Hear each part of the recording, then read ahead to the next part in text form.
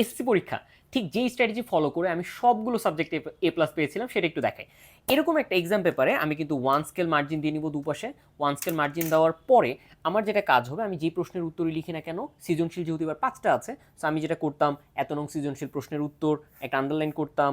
এরপরে ক উত্তর লিখে এখানে কিন্তু একটা লাইন হয়ে যেত। এরপরে আমি এই পেজে ট্রাই করতাম যে শুধু ক আর খ রাখবো। সো খ উত্তর লিখে আবার আমি এখানে করতাম। প্রয়োজন হলে এখানে যদি একটা বা দুটো বা তিনটা যদি আমি পয়েন্ট দিতাম তাহলে আরও ভালো, দিয়ে শেষে আরেকটা লাইন লিখতাম। ঠিক এই প্যাটার্নটা আমি ফলো করে ইজিলি কিন্তু এখানে 1-এ 1, 2-এ 2 আমি পেয়ে যেতাম। এখন আমার গ উত্তরের জন্য আমি কিন্তু এই পেজটা পুরোটা রাখবো, এবং যদি প্রয়োজন হয় অবশ্যই আমি কিন্তু পরের পেজেও লিখবো। সো গ উত্তর লেখার ক্ষেত্রে তুলনা চাইতে পারে, বিভিন্ন বিষয়ে কম্প্যারিজন চাইতে পারে, সেক্ষেত্রে আমি গ উত্তর লিখবো। এখানেও প্রথমে একটা প্যারা দিব এই অংশ পর্যন্ত, আবার একটু গ্যাপ রেখে আবার আরেকটা প্যারা দিব, এরপরে আরও বড় একটা প্যারা দিয়ে ফেলবো। সো যেন এটা সেগমেন্ট আকারে বোঝা যায়।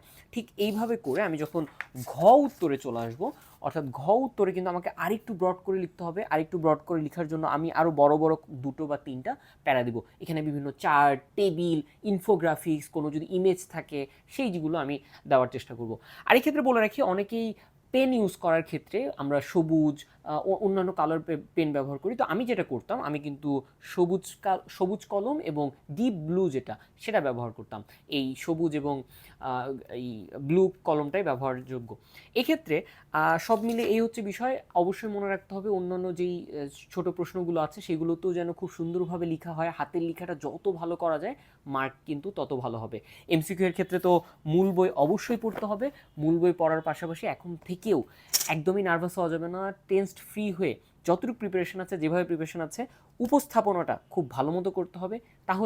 তাহলে তুমিও পেতে পারো সবগুলো বিষয় A+।